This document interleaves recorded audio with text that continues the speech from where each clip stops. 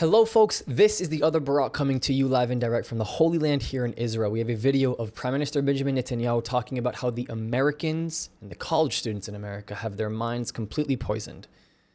Let's take a look at the video and talk about it after. Donald Trump, he decided that he has to do America's part to prevent the development of these weapons that could target America. He was acting according to America's interests, which happened to cohere with our interests. And people said to him, no, you can't do that. You know, there's going to be a World War III. You're going to have thousands of Americans dead. You want regime change, you have to send boots on the ground and all that stuff. Baloney. All hokum. Nothing. I mean, all these people who are trying to prevent President Trump from doing what is necessary for America, you know, and what is important for the security of the American people and your allies. They were trying to frighten him away, but he wouldn't be deterred. You discussed this with the other presidents? I mean, was it hard to get the support of other presidents before him? Tried? Tried. And what did they say? We'll just get I failed. I couldn't get them to do it. I said, okay, if we have to do it alone, we'll do it alone. When we planned this. When did you begin planning it? How long ago? Oh, for me, I've been thinking about this for 40 years, you know, but you know, I wasn't prime minister then. I just thought we have to do it, otherwise we won't survive. Certainly in the last several administrations, I've been trying to persuade. But when is the actual planning going? Because it's quite sophisticated. Half a year ago. Well, no, we've been working on parts of it for years, but the actual directive that I gave was half a year ago, 6 months ago. And what's the damage assessment? Because I don't know if we know the damage assessment here, but what's... Several years. We know they're now behind several years on their... Yeah. They were very close. They could, within months, they could have produced atomic bombs. Now we pushed them back. It's, you know, it's hard to assess fully because when we bombed Saddam Hussein's atomic reactor, it's called the Osirak reactor, in 1982, okay? 1981, sorry, okay? You know what the assessment was at the time? 2 years. But in practice, it's been half a century. So, first, you remove the tumor that could kill you, that will certainly kill you if you don't act, but then now make sure that they don't have the wherewithal to plunge in. And, you know, we're talking to the United States about that all the time. Any other countries say afterwards, like, you know, it's good that now the Iran's nuclear program has been damaged or maybe decimated. Have you heard from any other world leaders? Of course. Well, you know, the new chancellor of Germany, the new leader of Germany, said Israel has been doing, he said, the dirty work for all of us. And, you know, we get a lot of messages from many governments around the world, European governments who condemn us publicly and say, thank you privately for preventing these. But they don't say it publicly. Missiles to, of course not, because they have Islamist constituencies in their own countries and they're afraid, wobbly-eyed, you know, wobbly. Not like President Trump. He stood up to all the naysayers here. But I can say, too, that... Because I always wonder, I can say, too, that we're getting messages from our Arab neighbors. Well, I was going to say, Saudi Arabia, who has been at odds with Iran forever, has, you know, was relatively silent. I mean, sort of watching to see if they said anything. Well, I would say there has been a palpable sigh of relief among our Arab neighbors, some of whom we have peace already and some of which we will get peace soon, I hope, that the main threat to them, which is Iran, has been, you know, has been cut to the knees. I mean, remember, Iran bombed Saudi Arabia, their oil fields. Iran is sending terrorism everywhere, everywhere. Iran controlled 4 Arab capitals. I mean, they control Baghdad, they control Damascus, they control Beirut, and they control Sana'a, the Yemeni, the Houthis, another crazy, crazed, you know, proxy. Now, and they were seemingly invincible, but we've shown in our combined action that they're very, very vulnerable. And the image of invincibility, this, you know, this neighborhood bully, all powerful, you know, we challenged the bully, we hit him right in the nose and in the groin, okay? Let me turn. And that creates the possibilities not only of regional change and the expansion of regional peace and removing a threat to America and Israel alike and our Arab neighbors, but also it creates a possibility inside Iran. Because the people there, who've been long tyrannized, now say they have hope. And you know, if there'll be a regime change, it won't come from thousands and thousands of Israeli soldiers and Americans with boots on the ground. I mean, the people who say that are ridiculous. They don't know what they're talking about.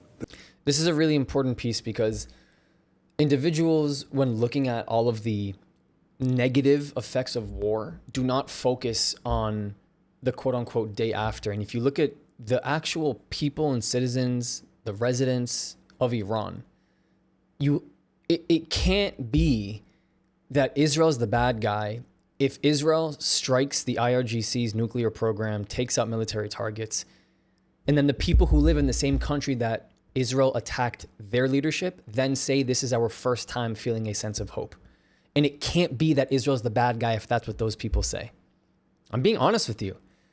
And you know what? If Israel was the bad guy, ladies and gentlemen, and they were oppressing people, it's Israeli citizens, it's Jewish citizens, it's Arab citizens, it's the Palestinians, and they were the people committing genocide, and they were the people doing all these things. As an Israeli, as a citizen of Israel, and as a Jew, if that was true, maybe you could make the case that when Hamas attacks Israel, and Hezbollah attacks Israel, and the Houthis attack Israel, and the IRGC attacks Israel, then people like me would then publicly say it's the first time we have a sense of hope. You could make the argument if it was true that way. Because it's the same thing for the Iranian people.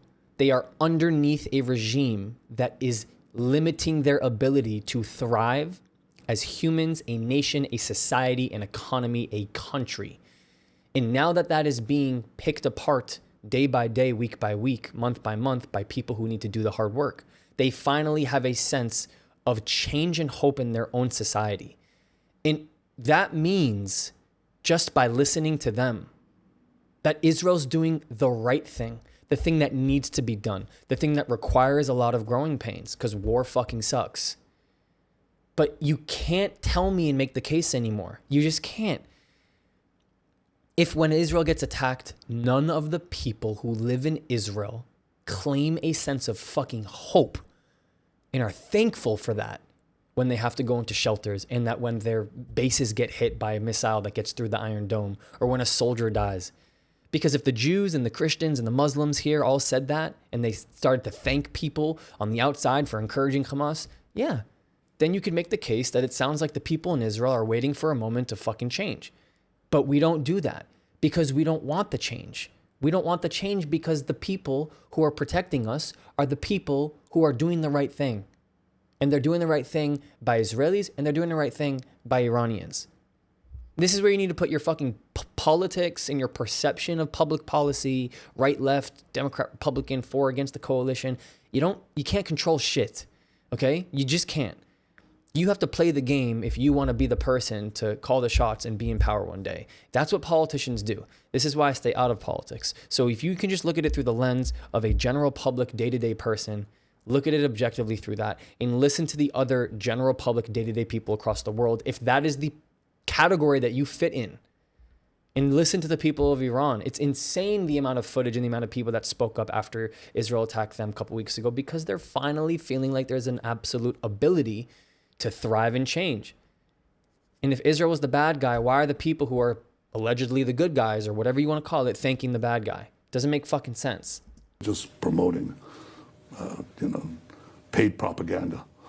No, it will come from the people inside Iran themselves. And I see the cracks. We turn to another issue. As you went to school here in the United States, went to MIT, Harvard, and I'm sure you've seen what's going on our college campuses today. Do you have a thought on this? Why is this happening? Well, I wouldn't go to MIT and I wouldn't go to Harvard, although I attended summer school in Harvard and graduated both undergraduate and graduate studies at MIT. It's a different place together. Why? Because there's been a concerted effort to buy the faculty and to create positions that are poisonous, anti-Americans, anti-Semitic, anti-Israel. It's a systemic infiltration of funds over the last 20 years, and it's poisoned the minds of a generation of American students. And the other reason is people watch TikTok, and TikTok basically works on an algorithm that takes the worst anti-American and anti-Israeli propaganda. So it's turning young kids in America, against American values. I mean, we're going to promote socialism and communism in America, that's really going to give prosperity. And well, look real at hope the for mayoral But that's candidate part of in that. New York. That's the TikTok generation. That's the generation that is fed this poisonous mixture of nonsense, both about America and about Israel and about the Jewish people. And it's poisonous, and we'll have to work out solutions to counter it. I mean, in the digital age, you have to understand that it's a different battle. We've just fought, and I've led a 7-front war, and we've been victorious. But there's an 8th front, the information war, the war for the minds and hearts of young people, many of whom have a sense of history that goes back to breakfast, if you're lucky. And, you know, they just put in their minds, they put in their minds this porridge, a poisonous porridge of nonsense and lies. And yeah, we have to fight on that war too. I don't give up there any more than I gave up on this fight. Mr. Prime Minister, nice to see you. And by the way, I noticed you brought your wife. She's here with you. Sarah? Yeah, and you smile. You immediately smile when I brought that up. Yeah, because, you know what God said to Abraham, the forefather of the Jewish people, in the Bible? His wife was named Sarah. He said, everything that Sarah tells you, listen to her. And I've usually been fortunate when I did and unfortunate when I didn't. But she's been an extraordinary partner and support for me while, Okay, we can cut the video off here because I don't really want to listen to him talk about Sarah. But listen, what he said about these universities trying to buy faculty, I think that's a beautiful way to put it, to be honest with you. Because when you purchase the education that you're selling, specifically, it's a niched down education. You have funneled out the people that you don't want to teach a specific narrative or a specific story being told about history. You are then indoctrinating people. Let's call a spade a spade.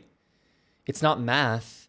We're not talking about math. Math is math. 2 + 2 is 4. We're talking about something that requires some level of subjectivity, but needs to be taught from the closest objective lens possible. And that is not how the Middle East is being taught.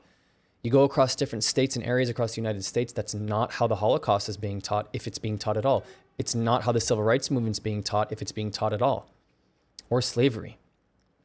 When you require certain teachers and faculty and staff and admins to remove books off of the library bookshelves to then make sure that there's a limited amount of resources or a specific amount of resources for students to have access to, you have already set them up to be indoctrinated. It's fucking scary when you really think about it because you're the person who's calling the shots. Public school isn't just public school, people. Neither is private. So anyways, I'm really hoping to start to see some systematic and organizational change around this shit because it just cannot continue. Thank you so much for all your support. I'll see you next time. If you want to continue the conversation, you can support my work for free. Discord does not cost a thing. It is the best way to connect with me and others who are seeking the truth. The link is in the description. But if you want to take it one step further, my Patreon gives you access to the Israel you don't see, uncovering the untold stories of what mainstream media does not show you. The link is in the description and it helps me to continue this work. Or if you're just looking to help this thing go, PayPal and buy me a coffee is a really easy way to support me. This channel, this work does not happen without all of you. Thank you. I love you. I'll see you next time.